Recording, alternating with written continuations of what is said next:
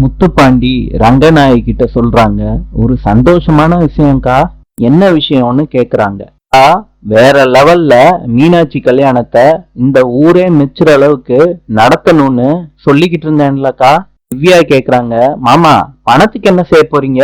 முத்துப்பாண்டி சொல்றாரு, அதுக்கெல்லாம் ஏற்பாடு பண்ணியாச்சுமா. மீனாட்சி கேக்குறாங்க, அதுதான் மாமா, எப்படி ஏற்பாடு பண்ணீங்க? ஜிலேபி சொல்றாங்க, குடோனையும் கடையையும் விற்க போறானா முத்துப்பாண்டி.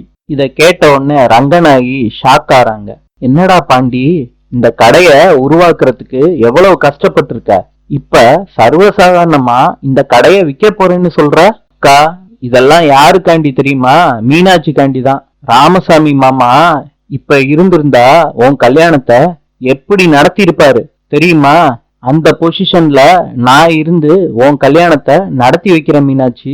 இத ஹாசினி தூரமா நின்னு கேட்டுக்கிட்டு இருக்காங்க. நாளை சந்திப்போம்.